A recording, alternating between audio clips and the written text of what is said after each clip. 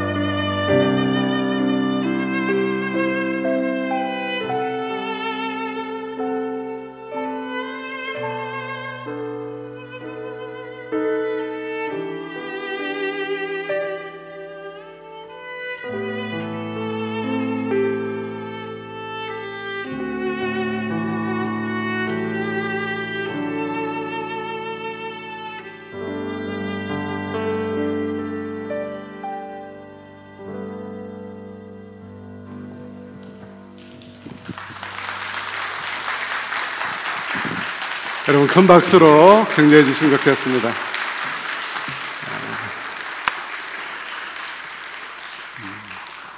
사실 어제 저녁에 다니엘 기도회 때 연주자님이 오셔가지고 방송으로만 저희가 연주하는 걸 봤는데 오늘 직접 이렇게 또 우리 형제자매님 통해서 귀한 찬양을 들으니까 너무 큰 은혜가 되는 것 같습니다. 여러분 앞으로도 많이 격려해 주시고요. 특별히 11월 7일 날 찬송가곡을 발매를 했습니다. 안데데스크에 있을 텐데요. 여러분이 구입해 주시고 또 앞으로 좋은 연주자로 하나님을 찬양하는 귀한 도구로 영혼을 살리는 생명의 도구로 쓰임받도록 여러분 함께 기도해 주시면 좋겠습니다. 여러분 주보에 있는 교회 광고 몇 가지 드리겠습니다. 참 여러분 너무 감사하게 오늘 빈손으로 오지 않으시고 이렇게 많은 선교지에 보낼 물건들을 가져와 주셔서 너무 감사합니다. 이렇게 물건들을 다 앞에 하나님 앞에 드리면서 우리가 예배하니까 정말 우리가 오늘 추수감사절로 하나님 앞에 드리는 그런 마음이 듭니다. 제가 특별히 이 물건들을 어디를 보낼까 제가 살펴보다가 너무 먼 곳은 못 보내겠더라고요. 너무 많은 시간이 걸려서. 그래서 동남아에 있는 우리 선교사님들하고 그렇게 연락을 주고받았는데요.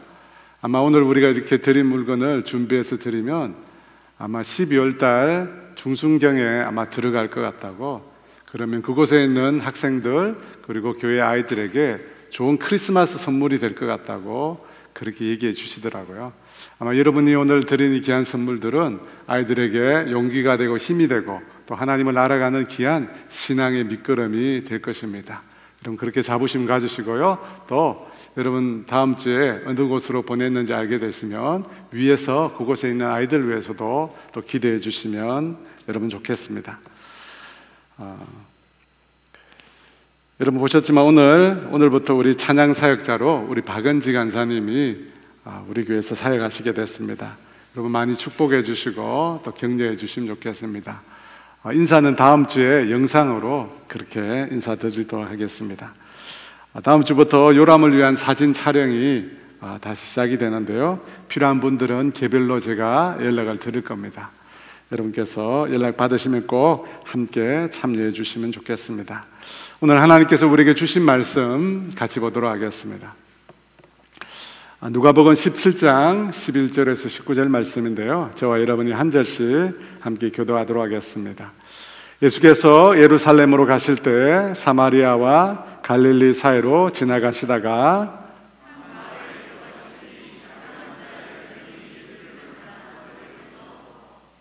소리를 높여 이르되 예수 선생님이여 우리를 불쌍히 여기소서 하거늘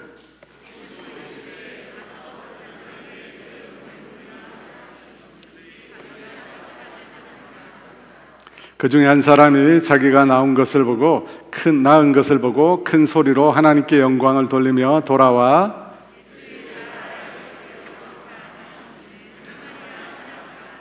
예수께서 대답하여 이르시되 10사람이 다 깨끗함을 받지 아니하였느냐? 그 9은 어디 있느냐?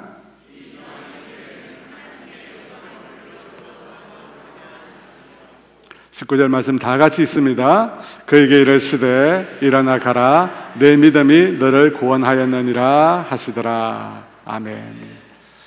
오늘 여러분 들으신 물품과 헌금과 또 오늘 예배를 위해서 함께 기도하겠습니다. 하나님 아버지, 귀한 1년의 삶 가운데 우리를 축복해 주시고 우리의 걸음을 인도해 주셔서 감사합니다. 귀한 추수감사절로 하나님께 예배할 수 있도록 은혜 주셔서 감사합니다. 성도들이 마음을 다하여 뜻을 다하여 기쁨으로 감사함으로 드린 이 물품과 물질을 주께서 헌납하여 주시옵소서. 드려진 이 물질과 물품들이 주님 전해지는 곳마다 생명들이 살아나게 하시고 주님의 생명의 복음들이 전파되어 놀라운 구원의 역사들이 일어날 수 있도록 성령 하나님 역사하여 주시옵소서. 오늘 이 예배 가운데 주께서 우리와 함께하여 주시옵소서. 예배를 통해서 우리가 드리는 감사를 통해서 주께서 영광 받아 주시옵소서. 우리 사랑하는 성도들의 모든 삶을 주님이 축복하여 주시옵소서. 가정과 하나님 아버지 자녀들과 모든 관계와 사업과 위에 주님께서 복의 복을 더하여 주셔서 우리 모두가 이 땅에서 복의 통로로 하나님이 기뻐하시는 은혜의 통로로 우리 모두가 쓰임받게 하여 주시옵소서. 감사하며 예수님의 이름으로 기도합니다. 아멘. 오늘은 제가 말씀을 전하기 전에 특별한 순서가 있습니다. 그동안 저희가 40일 동안 7주 동안 하나님을 경험하는 삶, 또 우리 비전 수련회 뒤이어서 다니엘 기도회를 저희가 했는데요, 특별히 오늘은 간증을 하는 순서를 갖도록 하겠습니다.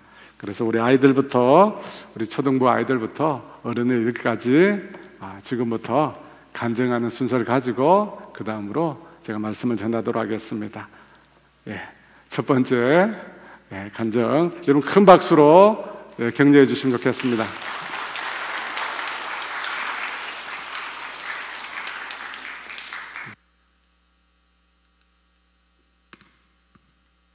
저는 초등부 사랑반 3학년 김연아입니다.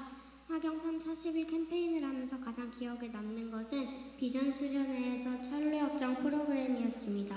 모든 코너가 너무 재미있었고 회개의 방에서 내가 잘못했던 것들을 적고 기도할 수 있어서 좋았습니다. 저는 특별히 다니엘 기도회 때 하나님께서 주시는 생각과 하나님의 치유를 경험했습니다. 저는 오래전부터 왜인지 정확히 모르겠지만 마음 한 곳이 계속 답답했습니다. 하지만 다니엘 기도회 6일차 예배를 드리고 집에 가서 침대에 누웠는데 그 마음이 사라지는 것을 느꼈습니다. 그때 저는 하나님이 해주신 것이라고 느꼈습니다. 저는 그때 기뻤고 가슴이 벅찼습니다. 바로 그것이 저는 하나님의 치유였을 거라고 생각합니다. 또 13일차 기도할 때에는 전도가 한번 해보고 싶었습니다. 제가 다니는 학교 담임 선생님께요. 저는 선생님께 이렇게 여쭤본 적이 있습니다. 선생님 혹시 교회 다니세요? 하지만 선생님께서는 교회도 절로 성당도 아무 데도 다니지 않으신다고 하셨습니다. 사실 제 기도에는 보통 이런 내용이 대부분입니다. 누구누구가 복음을 듣고 하나님의 삶의 주인으로 모시고 살게 해주시고 축복의 통로가 되어 생명수를 흘려보내게 해주세요. 그리고 제가 하나님의 진흙이 되고 깨끗한 그릇이 하나님의 도구가 되게 해주세요 라고 기도합니다. 그 기도가 제 마음에서 시작되는 작은 소리이지만 하나님께서 함께 하심이 이루어질 수 있다고 믿습니다. 근데 제가 쓰임 받을 거라는 게 전도한다는 게 좋기도 하지만 한편으론 걱정되기도 합니다. 안 믿으시면 어쩌지? 라는 생각이 듭니다. 제가 아무리 어려도 하나님께서 함께 하시면 전도가 가능할 거라고 저는 믿습니다. 15일차 때 하나님을 알려면 먼저 자신부터 하나님을 알아야 한다는 말씀을 들었습니다. 그래서 말씀 암송을 더 열심히 하려고 합니다. 벌써 내년 다니엘 기도회가 더욱 기도됩니다. 내년에는 더 큰 은혜를 받기를 소망하고 기도합니다. 감사합니다. 큰 박수로 격려해 주시면 좋겠습니다.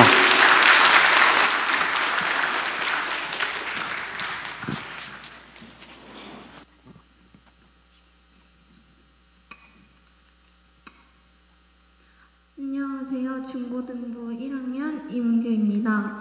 저는 피아노를 전공하는 과정 속에서 경험한 하나님에 대해 말씀드리려 합니다. 초 1학년 때 피아노를 배우게 되었지만 구체적인 꿈이 없었고 피아노를 통해서 하나님 앞에 사용되고 싶다는 막연한 생각이 들었습니다. 어릴 때부터 피아노를 좋아했고 3학년 때부터는 조금씩 피아노에 소질이 있다는 소리를 많이 들었습니다.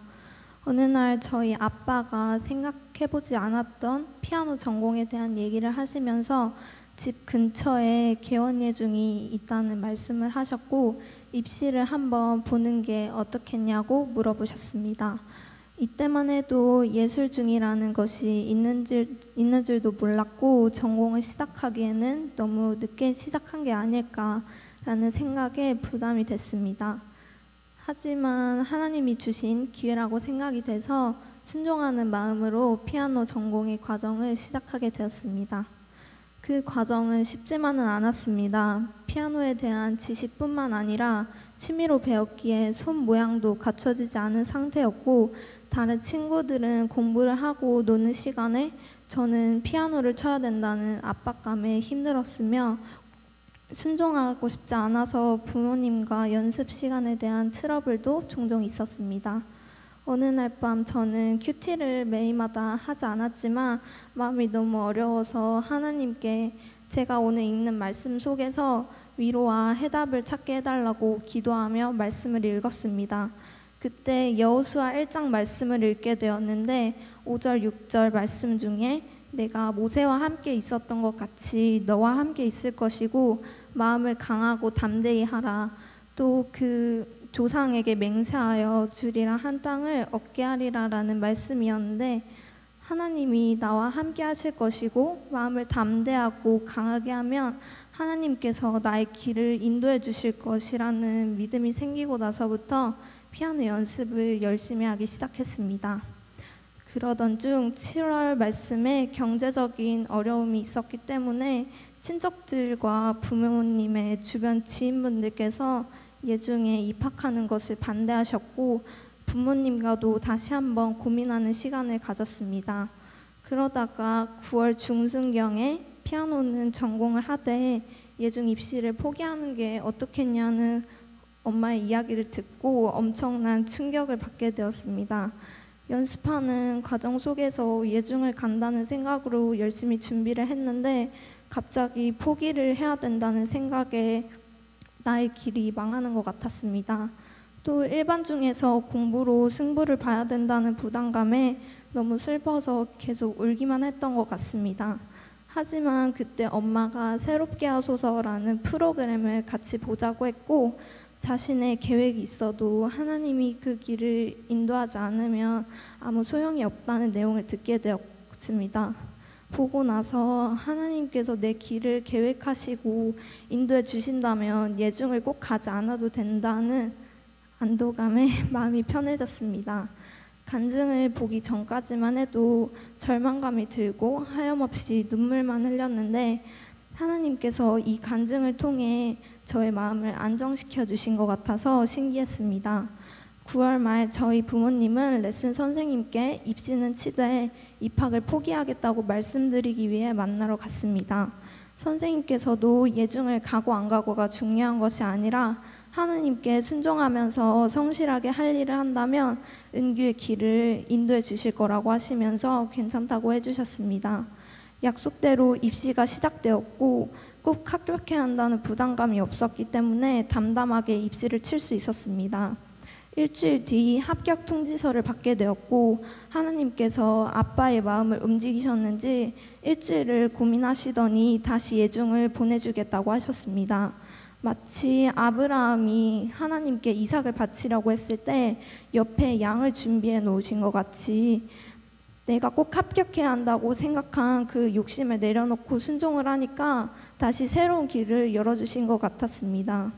그리고 저번 주 중고등부 말씀이 두려워하지 말고 믿기만 하라는 주제 말씀이었는데 전도사님과 교제 중에 사람 말대로 너의 길이 결정되는 것이 아니라 하나님께서 너의 맞는 길을 예비하셨고 그 길은 하나님의 뜻대로 인도하시는 것이기에 사람의 말을 의지하는 것이 아닌 하나님의 말씀을 믿고 의지해야 함을 말씀하셨습니다. 새로운 시작을 하는 저에게는 기쁨과 기대도 있었지만 조금의 두려움도 있었습니다. 그러나 주일 말씀을 통해 담대함과 평안함을 얻게 되었습니다. 앞으로 마주하게 될 상황 가운데서 어려움을 만날 때도 있겠지만 그때마다 하나님의 말씀을 굳게 붙잡고 하나님과 함께 믿음으로 걸어가도록 하겠습니다. 나와 함께 항상 함께 하시는 하나님을 찬양합니다. 감사합니다. 감사합니다.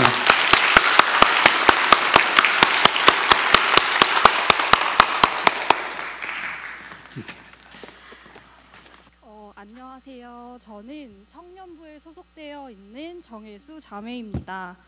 우선 저를 간단하게 소개해 볼게요. 저는 초등특수교사로 작년에 일을 하면서 임용고시를 보아야겠다는 마음이 생겨서 2022년도에는 임용고시에 올인하게 됩니다. 1월부터 7월까지는 승승장구하면서 열심히 공부를 할 수 있었습니다. 하지만 이유를 알 수 없는 광야가 8월에 저를 찾아왔고 그 광야의 시간은 아주 고통스러웠습니다.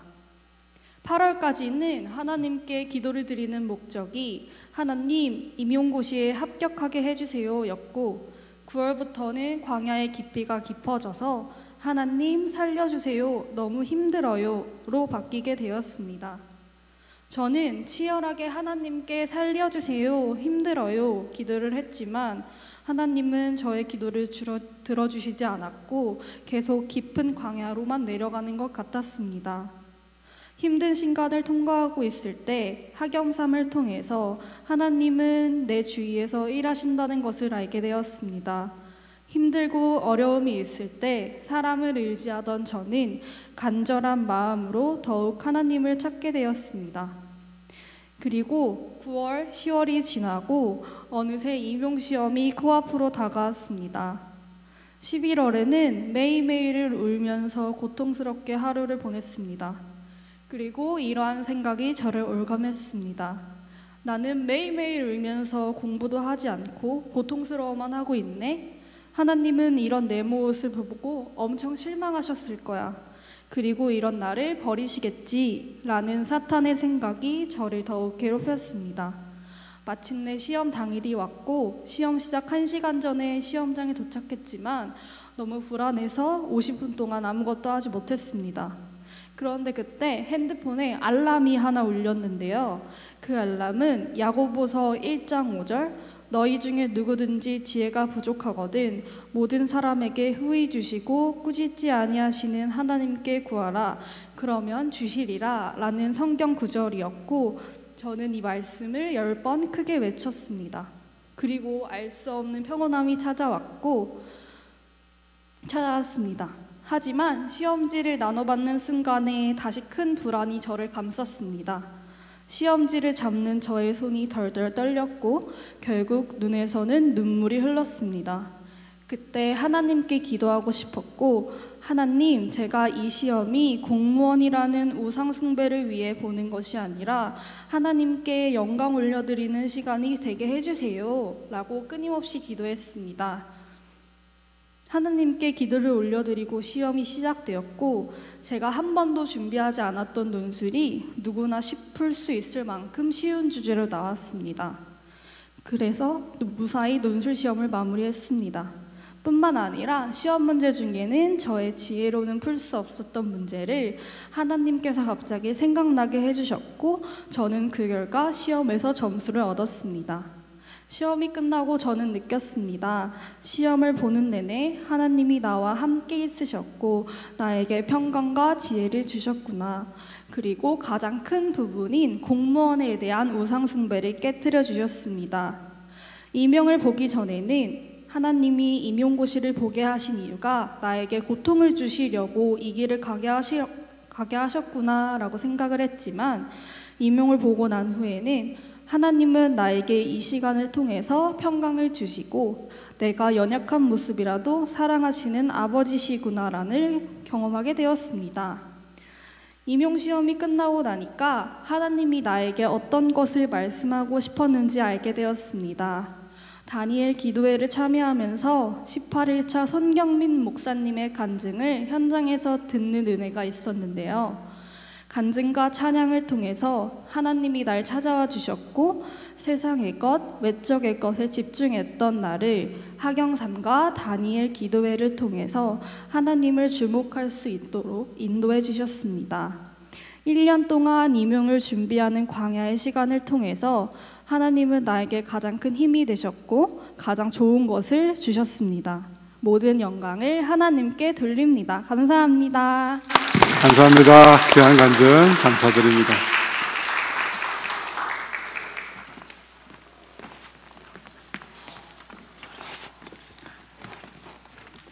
안녕하십니까. 여정숙 집사입니다.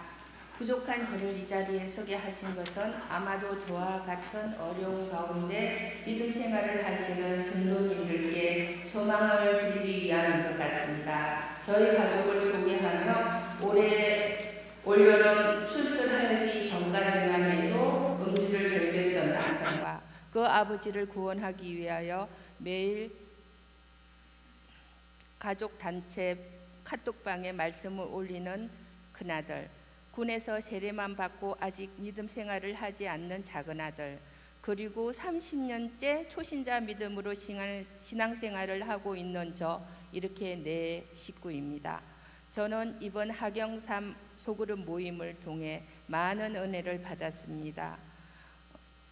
저희 조는 직장인 4명으로 구성되었으면 리더이신 최미경 집사님과 저와 제자 사역을 함께한 김경숙 권사님, 제일 소중한 새신자인 정지연 성도님과 함께 매주 은혜 가운데 시간이 부족할 정도로 소중한 하나님의 경험하는 삶을 나누었습니다. 그리고 이 자리를 비롯해서 하나님께 만남을 축복을 주신 하나님께 감사드리며 또 저희 팀원께 사랑하고 축복한다고 말을 전하고 싶습니다. 그렇게 소그룹 모임이 끝나고 저희는 오름 빌리지 수련회를 가게 되었습니다. 분리 개척 후 첫 행사인 빌리지 수련회에 많은 기대를 하였고 저는 이번 빌리지 수련회를 통해 하나님이 우리 가족에게 임하심을 느껴 짧지만 무엇보다도 소중한 그 순간을 간증하려고 합니다. 이번 수련회에서 저는 가장 먼저 혼자 간다고 등록을 하고 가족들에게도 그렇게 말을 하였습니다. 그리고 가기 열흘 전 남편이 식사를 하고 있는 남편을 바라보고 있는데 갑자기 성령님께서 뭐해? 같이 가자고 말하라고 음성을 주셨습니다. 그렇게 주신 음성에도 저는 항상 저희 남편한테 들었던 대답이 있기 때문에 저희 남편은 저한테 항상 그렇게 하죠. 혼자 갔다 오라고 할 것 같다 망설이고 있었는데 하경3을 하면서 읽기 시작한 예레미야 1장 7절 말씀이 떠올리게 하셨습니다. 여호와께서 내게 이르시되 너는 아이라 말하지 말고 내가 너를 누구에게 보내든지 가며 내가 너에게 무슨 명령을 하든지 너는 말할지니라. 성령님은 단호하게 내가 내 입술을 빌리겠다고 하셨습니다. 어쩔 수 없이 남편에게 말했습니다. 수련회 같이 갈래? 그리고 참으로 놀랍게도 남편인 대답은 언제가 생각해 볼게. 할렐루야요. 주님 감사합니다. 주님 이제 그래도 주님 이제 저는 몰라요. 앞으로 모든 일은 주님께서 하셔야 해요. 그렇게 저는 남편과 함께 첫 수련회를 다녀왔고 그 주에 남편은 교회에 등록하게 되었으면 지금 아들과 함께 이 자리에 있습니다.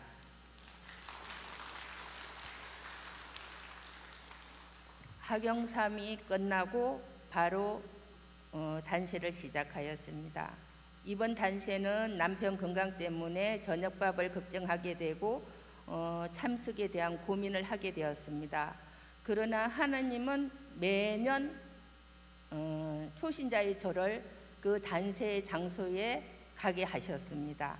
올 출석이 10번째, 올 출석한 지 10번째입니다. 믿음이 약한 저는 처음에 분당 오름 본당에 2층 예배 자리를 잡기 위해서 다시시 30분에 가게 문을 닫고 미리 교회로 갔습니다.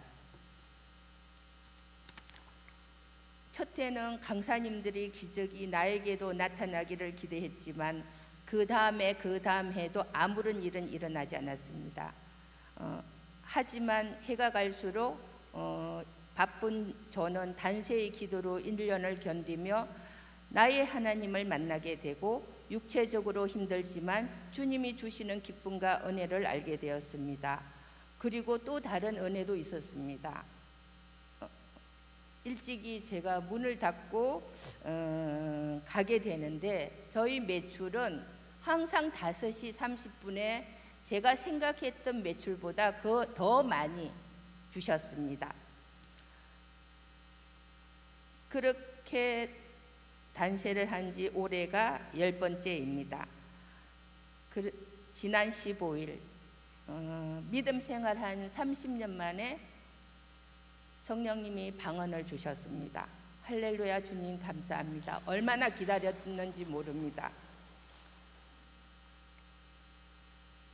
이번 하경 3을 통하여 삶의 7가지 실천을 온전히 경험하는 그날이었습니다.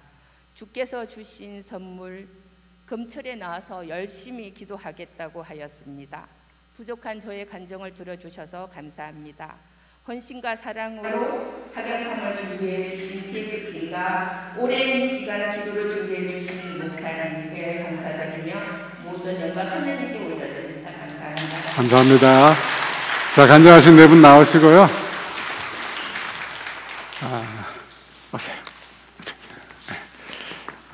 이 네 분이 참 귀한 용기를 내셔가지고 여러분 앞에서 나와서 간증하기 쉬운 게 아닌데 귀한 간증으로 하나님께 영광 돌리고 우리 모두에게 은혜 주셔서 감사합니다. 우리 큰 박수로 여러분 격려해 주시면 좋겠습니다.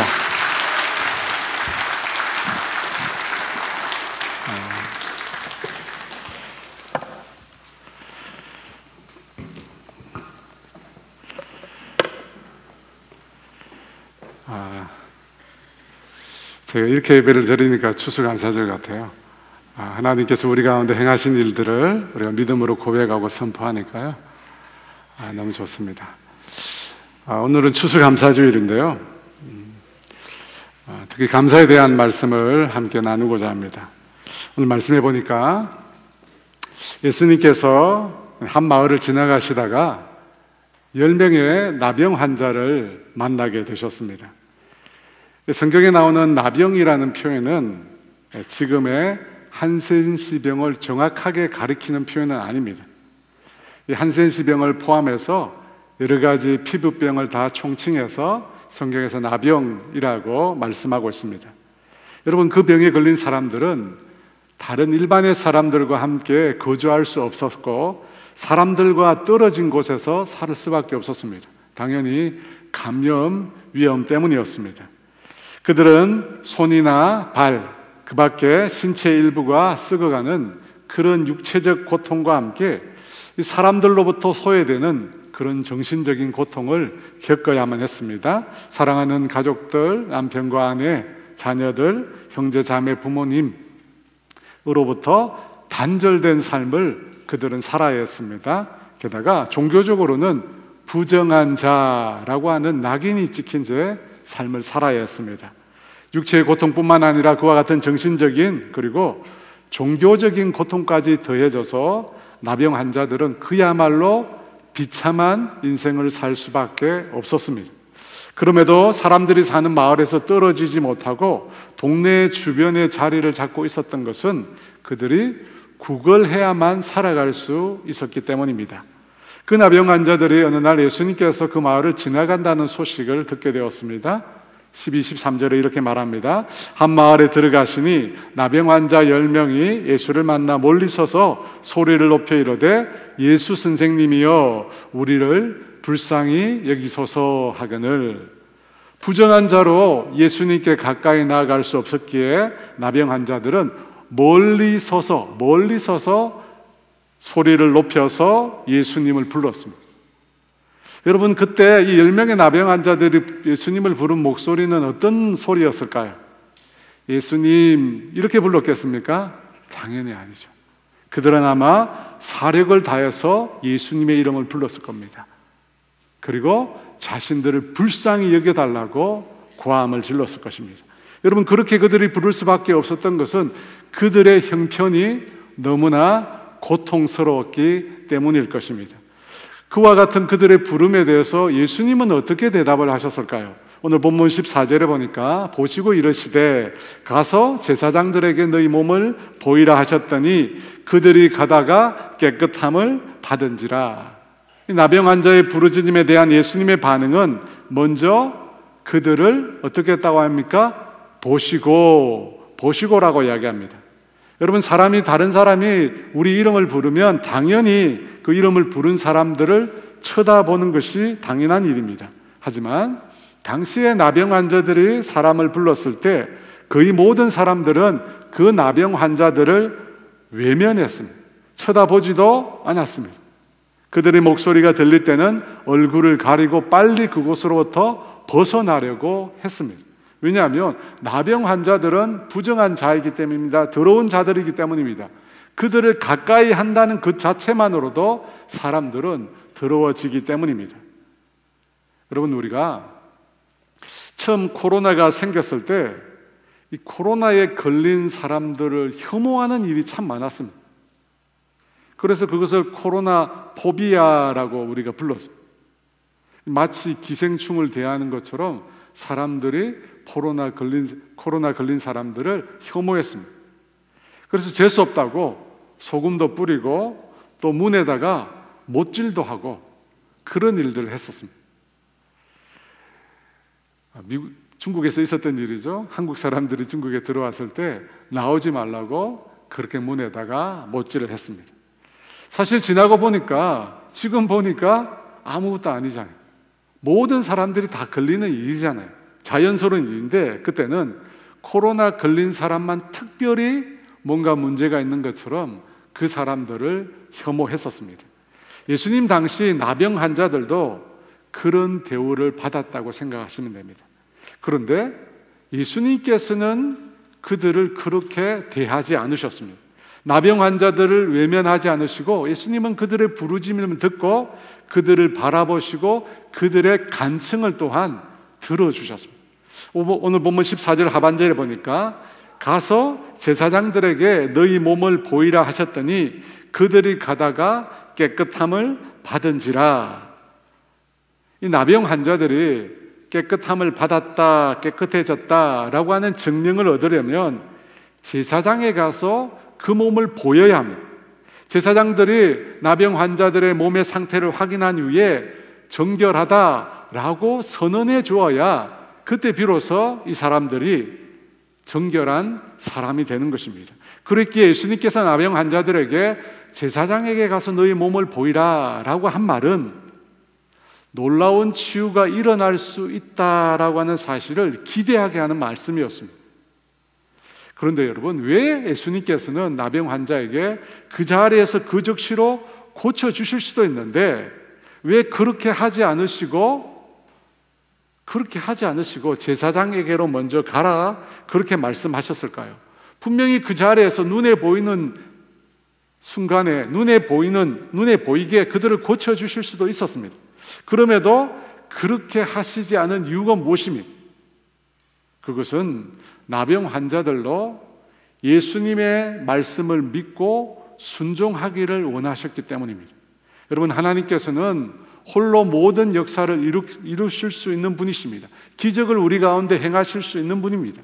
그럼에도 우리에게 믿음과 순종을 요구하십니다. 왜 그렇게 하십니까? 하나님께서 행하시는 일에 우리로 하여금 참여하기를 원하시기 때문입니다. 홀로 행하실 수 있지만 우리와 함께 우리를 통해서 일하기를 원하시기 때문입니다. 그래서 우리에게 믿음과 순종을 요구하십니다. 여러분, 그것이 하나님의 일하심의 방식입니다. 오늘 네 분이 간증을 했는데 그 내용의 핵심도 동일합니다. 여러분, 그렇지 않습니까? 하나님께서 말씀을 주셨을 때 그 말씀을 믿고 그 하나님께 순종했을 때 그들을 통해서 하나님의 일하심이 놀랍게 나타났다는 것입니다. 왜 하나님은 우리에게 이와 같은 믿음과 순종을 요구할까요? 하나님이 행하시는 그 일에 우리를 동참시키기 원하시기 때문입니다. 사랑하는 여러분, 하나님이 행하실 것을 확신하는 것, 여러분, 이것이 믿음입니다. 그리고 그 믿음을 행동으로 표현하는 것이 순종입니다. 나병 환자들은 예수님께서 말씀하신 제사장에게 가서 내 몸을 보이라 라고 하는 말씀을 들었을 때 자신의 병을 고쳐주시겠다라고 하는 말씀이라고 생각이 들었습니다. 그리고 그 말씀에 순종해서 제사장에게로 나아갔습니다. 여러분, 그때 어떤 일이 일어났습니까? 나병이 깨끗게 되는 놀라운 기적이 일어나게 된 것입니다. 사랑하는 여러분, 하나님께서는 지금도 그와 동일한 방식으로 우리 가운데 일하고 계십니다. 여전히 우리에게 믿음과 순종을 요구하신다는 것입니다.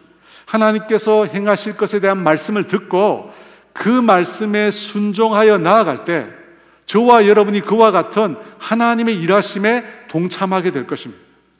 그런 하나님의 역사를 저와 여러분이 경험하게 되시기를 주의 이름으로 축원합니다. 그래서 내년에 이 자리에 여러분 중에 또 누군가가 나와서 하나님께서 내 삶 가운데도 이렇게 일하셨어요, 간증하게 되는 은혜가 있기를 주의 이름으로 축원합니다. 제사장에게로 가던 10명의 나병 환자들은 길을 가는 도중에 깨끗함을 입게 되었습니다. 그때 15, 16절입니다. 그 중에 한 사람이 자기가 나은 것을 보고 큰 소리로 하나님께 영광을 돌리며 돌아와 예수의 발 아래에 엎드려 감사하니 그는 사마리아 사람이라. 분명히 10명의 나병 환자들이 고침을 받았습니다. 그런데 단 한 사람이 자신이 나은 것을 보고 큰 소리로 하나님께 영광을 돌렸다고 합니다. 여러분, 하나님께 영광을 돌렸다라고 하는 것은 자신에게 일어난 이 치유가 누구에 의한 것인지 그가 알았다는 것입니다. 하나님에 의해서 자신이 치유받았다라는 사실을 그가 알게 되었다는 것입니다. 그래서 하나님께 영광을 돌린 것입니다. 그리고 난 다음에 어떻게 합니까? 예수님께로 돌아왔다고 합니다. 예수님께로 돌아와서 예수님의 발 앞에 엎드려 예수님께 감사했다고 성경이 말씀합니다. 여러분, 발 아래에 엎드렸다라고 하는 것은 극도의 존경과 극도의 경배를 의미하는 행동입니다. 다른 말로 해서 예수님을 예배했다는 뜻입니다. 여러분, 예배가 뭡니까? 하나님을 높이고 하나님을 찬양하는 것입니다. 그런데 지금 이 사람이 예수님의 발 앞에 엎드려 예수님을 예배하고 있는 것입니다. 그 행동과 더불어 그는 예수님께 감사했다고 합니다. 예배와 감사, 이 두 가지를 예수님께 했습니다. 여러분, 이 두 가지를 합하면 어떻게 됩니까? 감사로 예수님을 예배한 것입니다.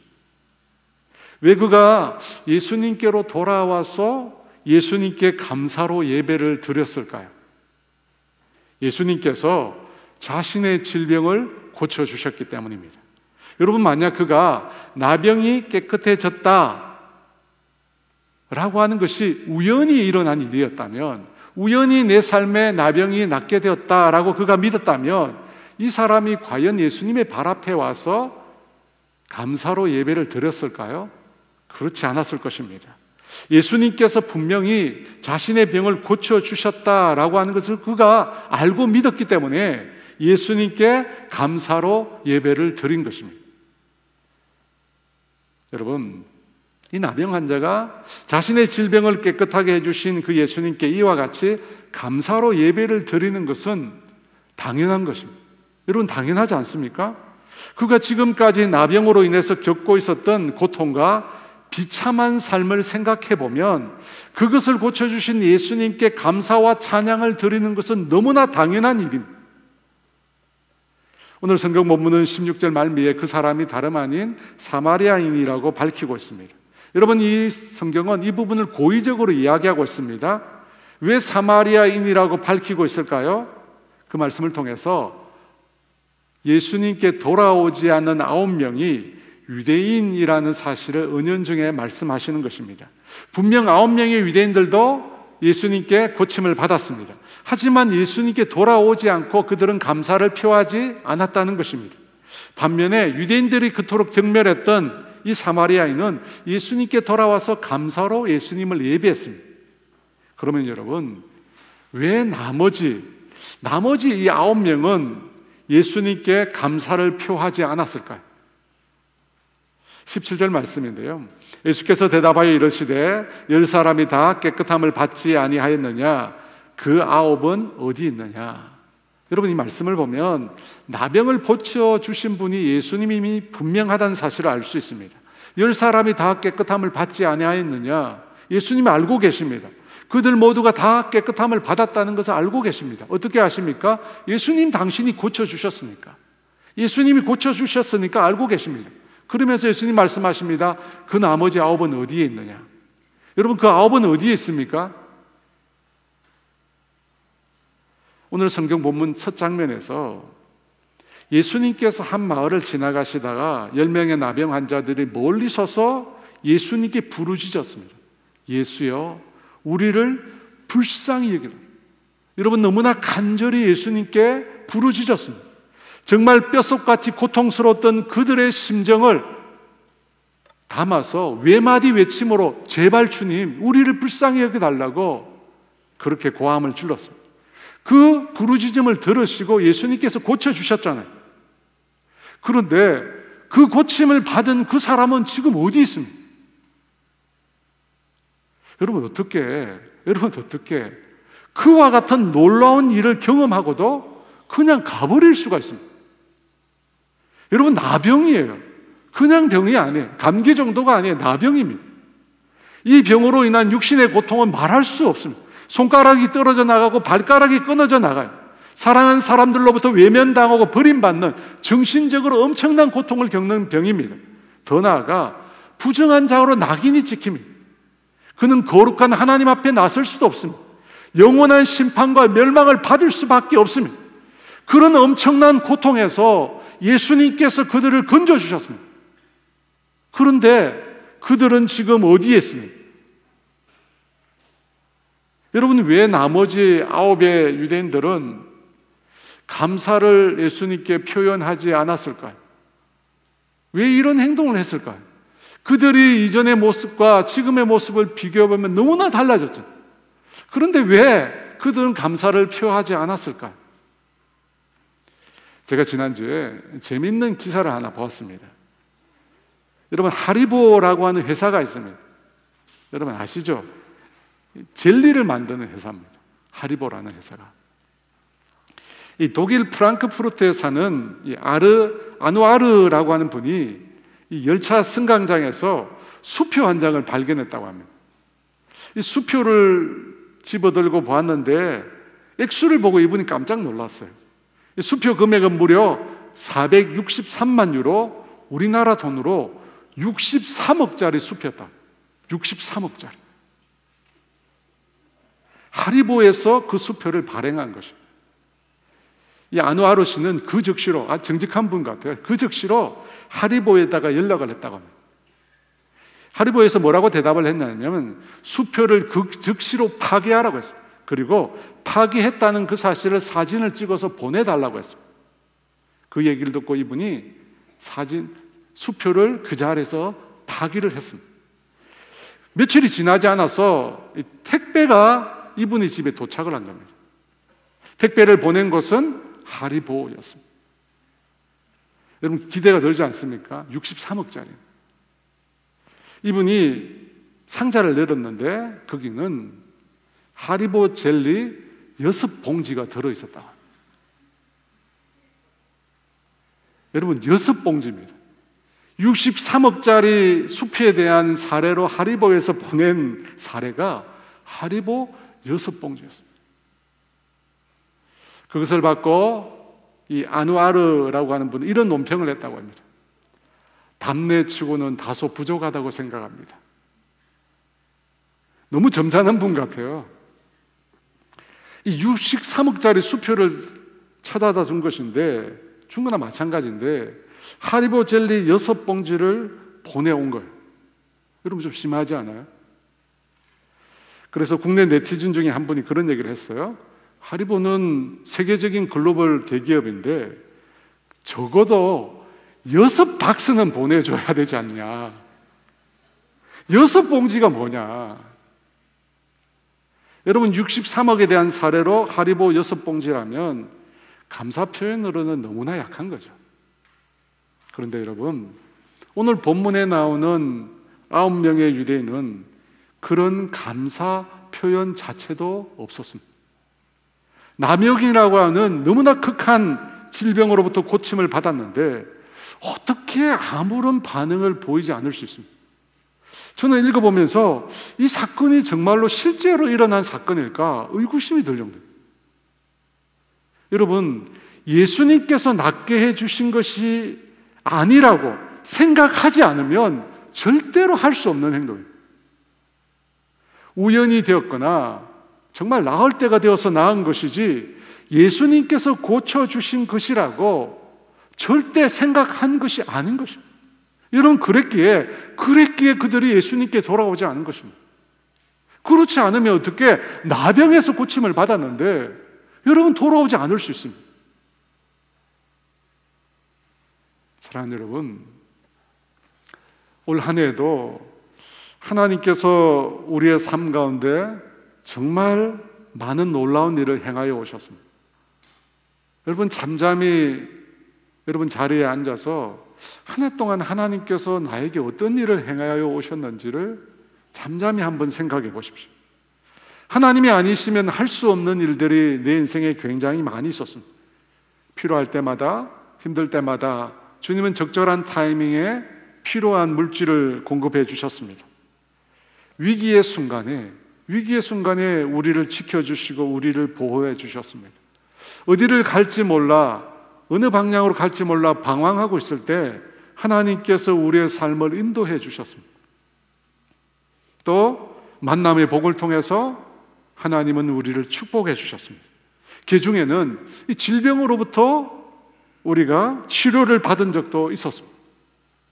여러분, 만약 우리가 하나님께로 받은 그 은혜의 가치를 매긴다면 여러분 그것은 얼마나 될까요? 그것은 과연 얼마나 될까요? 그런데 그 은혜에 대해서 저와 여러분은 어떤 반응을 보였을까요? 하나님께서 나에게 베풀어 주신 그 은혜에 나는 어떻게 반응했을까요? 오늘 본문에 나오는 한 사마리아인처럼 예수님의 발 앞에 엎드려서 감사의 예배를 주님 앞에 드렸을까요? 아니면 9명의 유대인들처럼 우연히 일어난 일이라고 내 삶에는 당연한 것이라고 생각하며 살아가지 않았을까요? 여러분, 우리 삶에 주어진 모든 것들을 우리가 당연하다고 생각하는 그 순간 우리 입에서 감사는 사라집니다. 우리 삶에는 감사가 사라집니다. 여러분, 매일 뜨고 지는 태양, 여러분 매일 뜨고 지는 태양이 없다면 여러분 우리는 이 땅에 생존할 수 없습니다. 여러분 태양이 없으면 인간은 생존할 수 없습니다. 태양과 지구 사이의 거리가 약 1억 5천만 킬로미터라고 합니다. 전혀 감이 저도 안 옵니다. 그런데 이 길이가 너무 길거나 짧으면 지구에 생명체가 존재할 수 없다고 합니다. 이 지구의 70%가 물인데 그 물이 얼거나 증발해 버리기 때문이라고 합니다. 또 태양이 없으면 지구는 초속입니다. 초속 30km 속도로 광활한 우주 저편으로 날아가 버린다고 합니다. 태양이 없으면 태양과 지구 사이의 인력이 사라지기 때문에 지구가 광활한 우주 사이로 그렇게 던져져 버린다고 합니다. 또 태양이 없으면, 태양빛이 없으면 광합성을 할 수 없어서 사람이 숨 쉴 수 있는 산소를 만들어낼 수 없다고 합니다. 사랑하는 여러분, 생각해 보면 매일 누리고 살고 있는 우리 삶의 모든 것들은 단 하나도 당연한 것이 아닙니다. 당연한 것이야. 여러분 그렇지 않습니까? 여러분이 만들어냈습니까? 여러분이 이것을 창조하셨습니까? 우리 삶에 주어진 것은 단 하나도 당연한 거 없습니다. 여러분 우리가 살아갈 수 있도록 하나님께서 은혜를 지금도 베풀고 계시기 때문입니다. 햇빛을 받고 날마다 숨쉬며 살아가는 이 모든 순간이 사실은 하나님의 은혜라는 것입니다. 그러므로 여러분, 당연하다고 생각하는 그 생각들을 우리 모두가 버려야 합니다. 여러분 우리가 경험했잖아요. 병을 얻었을 때, 여러분 병을 얻었을 때 그때 우리가 건강이라고 하는 것이 당연한 것이 아니라는 사실을 깨닫잖아요. 여러분 잠을 자지 못하는 불면증을 많은 분들이 겪고 있습니다. 여러분 그 불면증을 겪을 때 어떤 생각을 합니까? 내가 편안히 잠들 수 있었던 것이 당연한 것이 아니었다는 사실을 깨닫잖아요. 나이가 들면서 원하는 대로 활동할 수 없을 때 여러분 그때 우리에게 주어졌던 젊음이라는 시간이 당연한 것이 아니었다는 것을 우리가 깨닫게 됩니다. 부모님이 먼저 이 세상을 떠나시고 안 계실 때 그때 비로소 우리는 부모님의 사랑도 당연한 것이 아니었다라는 사실을 깨닫게 되잖아요. 여러분 코로나를 겪으면서 우리가 이처럼 모여서 예배 드릴 수 있는 것도 당연한 것이 아니었다는 걸 우리가 배웠잖아요. 그러므로 여러분 아무것도 당연한 건 없습니다. 여러분 아무것도 내가 받을 만해서 자격이 있어서 내게 주어진 것은 단 하나도 이 세상에 존재하지 않습니다. 여러분, 모든 것이 하나님이 주신 것, 모든 것이 하나님의 은혜로 나에게 주신 것입니다. 여러분, 그것에 대해서 우리가 어떤 반응을 보여야 할까요? 감사와 찬양으로 하나님께 영광을 돌려야 하지 않겠습니까? 여러분, 감사 그 자체가 예배입니다. 여러분, 예배는 하나님을 높이는 거잖아요. 그런데 내가 하나님께 감사한다, 여러분, 그 자체가 하나님을 높이는 행위가 됩니다. 그러므로 여러분, 감사가 없는 예배는 예배가 아닙니다. 여러분, 감사가 사라지면 그것은 예배가 아니에요. 그뿐만 아니라 내가 감사하는 그 곳마다, 감사하는 그 시간마다 나는 하나님을 예배하는 것입니다. 그래서 여러분, 매일 매 순간 우리는 하나님을 예배할 수 있습니다. 어떻게 해요? 하나님께 감사로 그분께 영광을 돌리는 것입니다. 그러므로 여러분, 감사하시기 바랍니다. 여러분, 세상에 있는 모든 것이 우연이라고 생각하는 사람들에게는 감사가 없습니다. 모든 것이 우연이고 모든 것이 그냥 생겨난 것이다 라고 생각하는 사람들은 감사할 이유도 감사할 대상도 없는 것입니다. 사실은 로마서 1장 21절에 이렇게 말합니다. 하나님을 알되 하나님을 영화롭게도 아니하며 감사하지도 아니하고 오히려 그 생각이 허망하여지고 미련한 마음이 어두워졌나니. 하나님을 안다고 말합니다. 그런데 하나님을 영화롭게도 하지 않고 하나님에게 감사하지도 않는다고 합니다. 여러분, 그들이 누굽니까? 오늘 본문에 나오는 9명의 유대인들입니다. 그들은 하나님을 안다고 했습니다. 하지만 감사하지 않았다고 합니다. 그들이 또한 오늘 이 시대를 살고 있는 사람들입니다. 여러분 주위에 있는 오늘 이 시대를 살고 있는 사람들입니다. 그들은 하나님이 베푸신 은혜를 망각하며 살아가는 자들입니다. 여러분, 왜 우리가 감사해야 합니까? 우리에게 주어진 모든 것은 하나님께서 베풀어 주신 것이기 때문입니다. 여러분, 우리가 왜 감사해야 합니까? 하나님께서 은혜로, 그분의 사랑으로 우리에게 모든 것을 다 공급해 주셨기 때문입니다. 여러분, 우리가 받은 이 생명과 더 나아가서 우리가 받은 이 구원의 은총, 여러분, 이것과 비교할 수 있는 세상에 그 어떤 선물이 있습니까? 저주와 심판으로부터 우리를 건져주시고 영원한 생명과 천국을 주신 그 하나님의 은혜와 비교할 수 있는 것이 이 땅에 있습니까? 아무것도 없습니다. 여러분, 주님께서 우리에게 베풀어 주신 이 구원의 은총, 우리에게 주신 이 새 생명과 비교할 수 있는 것은 아무것도 없습니다. 주님은 우리에게 대가를 요구하지 않으시고 그저 은혜로 우리에게 생명과 천국을 우리에게 주셨습니다. 여러분, 그렇다면 당연히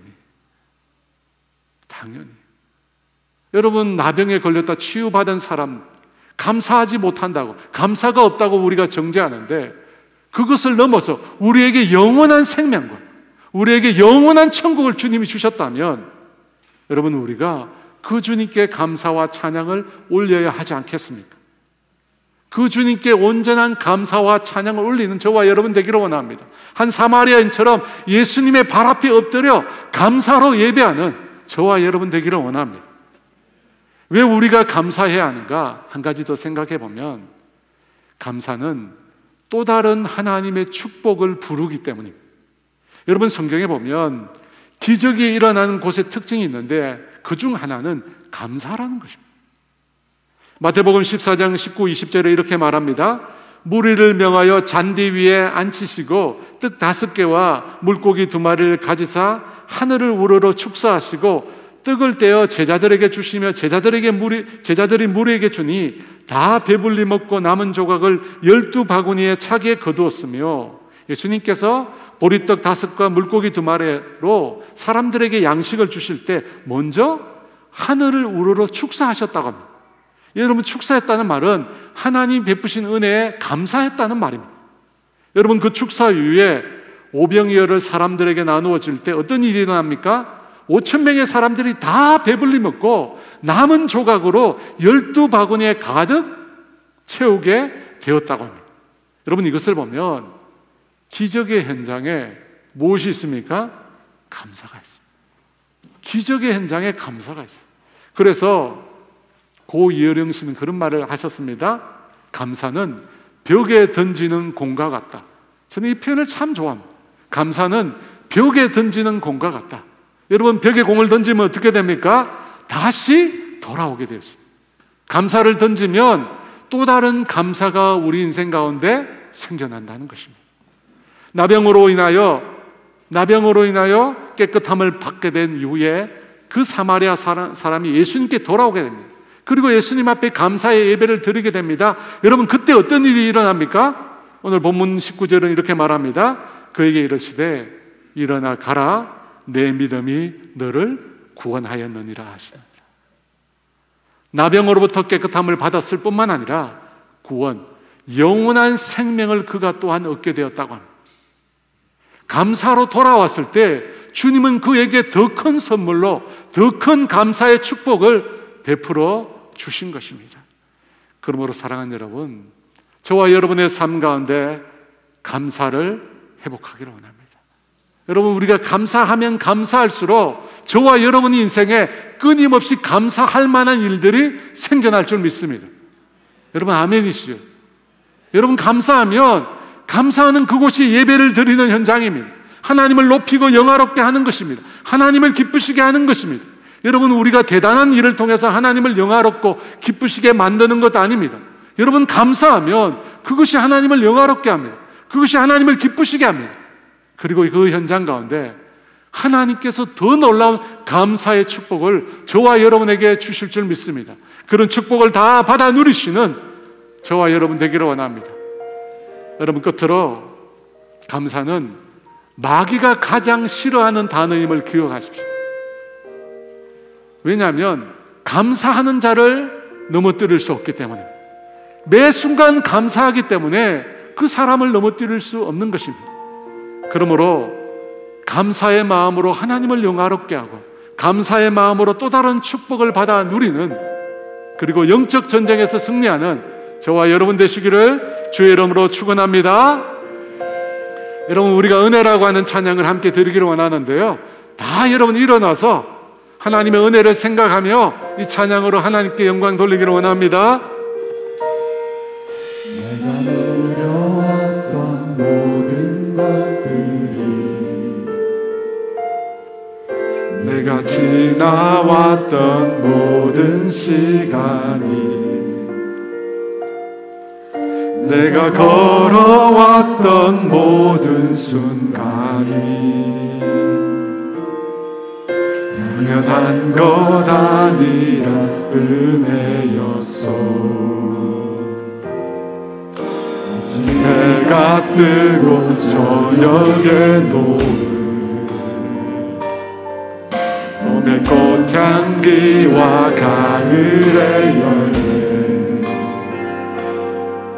변하는 계절의 모든 순간이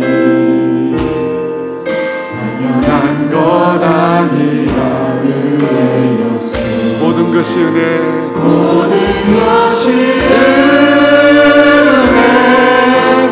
은혜, 한없는 은혜. 내 삶에 당연한 것 하나도 없었던 것을, 모든 것이 은혜였어.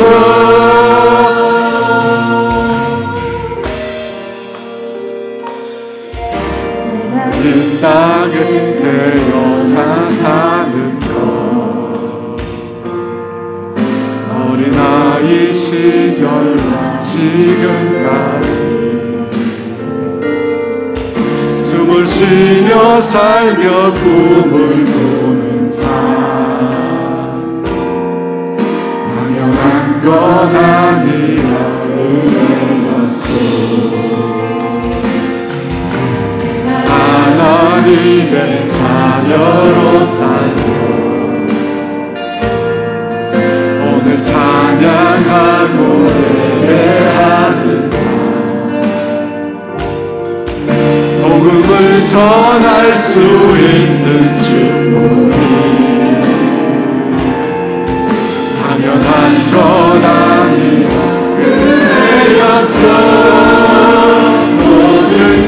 것이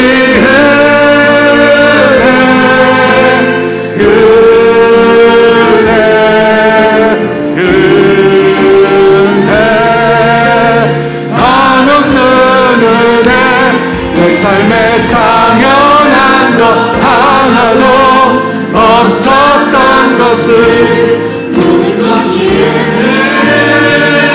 은혜였어. 모든 것이 은혜, 모든 것이 은혜,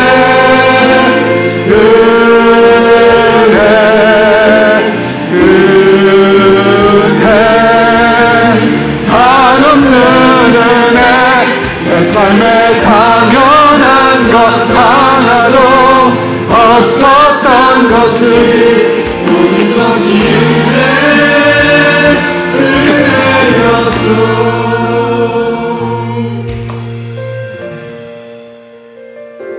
여러분 두 손을 모으고 함께 기도합시다. 여러분 단 하나도 여러분 생각해 보십시오. 단 하나도 내가 창조한 건 없습니다. 모든 것이 나에게 주어진 것이고 내가 구하지 않았음에도, 내가 그 값을 지불하지 않았음에도 가장 소중한 것들, 값으로 매길 수 없는 것들 하나님이 다 주신 거예요. 하나님이 주신 거예요. 왜 9명은 그 사실을 몰랐을까? 분명히 눈앞에서 주님이 말씀하신 대로 주님이 고쳐주셨는데 왜 그 주님께 감사하지 못했을까? 여러분, 우리가 혹시 그런 삶을 살고 있지 않습니까? 하나님이 다 주신 것인데 나는 그 하나님께 감사의 예배로 하나님을 영화롭게 하지 못하는 삶을 여러분 우리가 살고 있지 않습니까? 여러분, 이 시간 그 하나님 앞에 감사로 그 하나님 앞에 고백하고 싶지 않습니까? 주님이 나에게 이렇게 다 모든 걸 주셨다고, 주님 감사하다고. 여러분, 감사가 하나님을 영화롭게 하는 것입니다. 감사가 예배입니다. 감사가 하나님을 찬양하는 것입니다.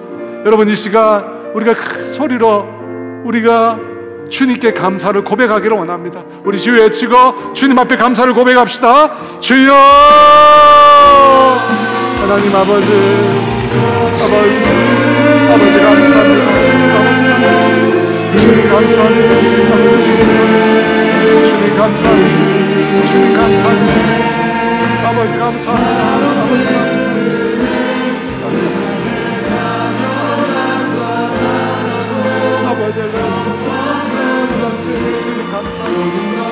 아버지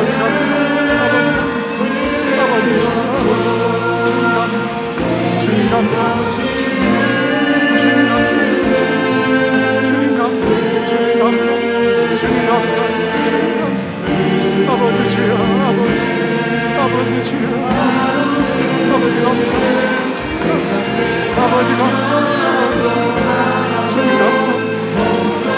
아버지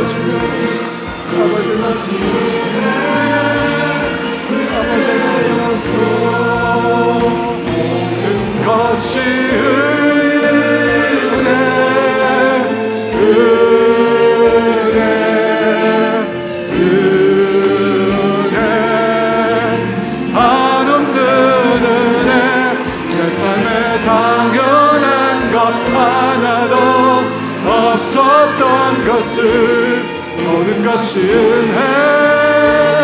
은혜였어. 하나님 아버지, 이 시간 감사로 하나님을 예배합니다. 주님 감사로 하나님을 영화롭게 합니다. 감사로 주님께 찬양을 올려드립니다. 감사로 주님 앞에 고백하는 사랑하는 주의 성도들에게 하나님 이 시간 은혜를 베풀어 주시옵소서. 더 큰 은혜를 주시고 더 큰 감사의 제목이 넘칠 수 있도록 하나님 우리 모두를 축복하여 주시옵소서. 주님의 축복 없이, 주님의 은혜 없이 한순간도 살아갈 수 없사오니 하나님이 예비하신 놀라운 은혜와 복을 주님이 이 시간 우리 가운데 부어 주시옵소서. 주님이 이제 매일 매순간 내게 주어진 모든 주님의 은혜에 감사로 고백하며 살아가는 우리가 되게 하여 주시옵소서. 감사로 하나님을 영화롭게 하는 주의 백성들 되게 하여 주시옵소서. 지금은 우리 주 예수 그리스도의 은혜와 하나님의 다함이 없는 사랑하심과 성령님의 교통하심과 인도하심과 위로하심이 오늘 감사로 결단하며 감사로 하나님을 예배하기를 소원하는 사랑하는 성도들 위해 이제로부터 영원토록 함께 하시기를 간절히 축원하옵나이다. 할렐루야. 이 시간 주님 앞에 감사의 고백으로 나아가십시다.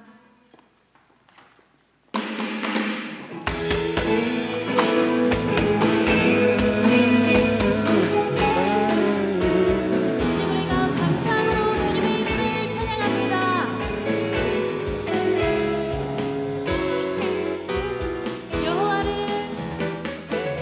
여호와를 즐거이 불러 기쁨으로 주께 나가리. 여호와 하나님 내 주의 백성 기르시는 양이라. 여호와를 즐거이 불러 기쁨으로 주께 나가리. 여호와 하나님 내 주의 백성 기르시는 양이라. 감사함으로 주를 높이며 그 문에 들어가서 찬송함으로 그 이름을 송축할지어다. 감사함으로 주를 높이며 그 문에 들어가서 찬송함으로 그 이름을 송축할지어다. 여호와를 즐거이 불러 기쁨으로 주께 나가리. 여호와 하나님 나 주의 백성 기르시는 양이라. 여호와를 즐거이 불러 기쁨으로 주께 나가리. 여호와 하나님 나 주의 백성 기르시는